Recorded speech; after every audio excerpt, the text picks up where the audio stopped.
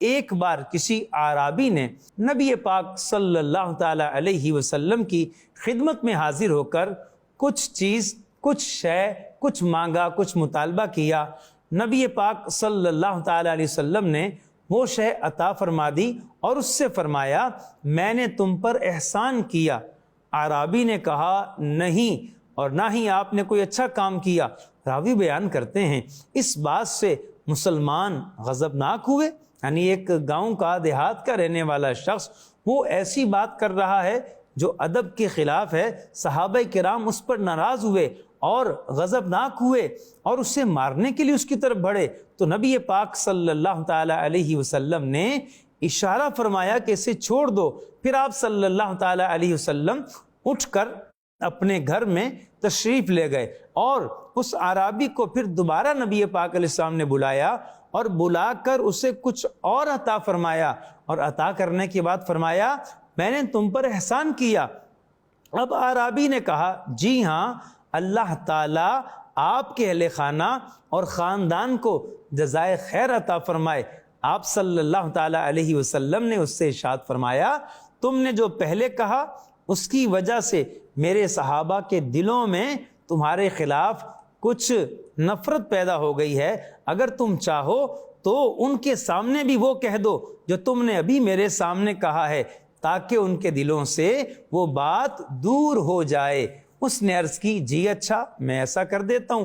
اگلے دن صبح یا شام کو وہ اعرابی پھر حاضر ہوا۔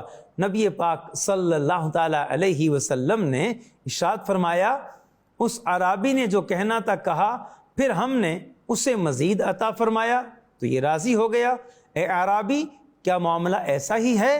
تو اس اعرابی نے، اس دیہات کے رہنے والے نے عرض کی جی ہاں، اللہ تعالیٰ آپ کے گھر والوں اور خاندان کو جزائے خیر عطا فرمائے۔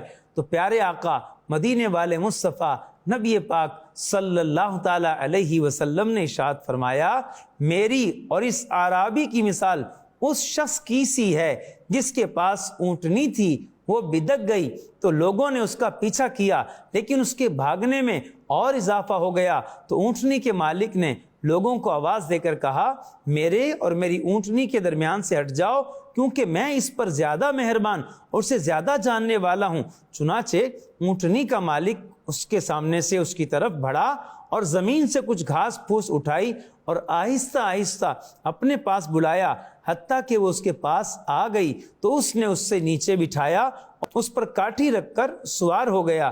لہٰذا جب اس اعرابی نے کچھ کہا تھا اگر میں اس وقت تمہیں نہ روکتا اور تم اسے قتل کر دیتے یا مارتے تو وہ جہنم میں جاتا۔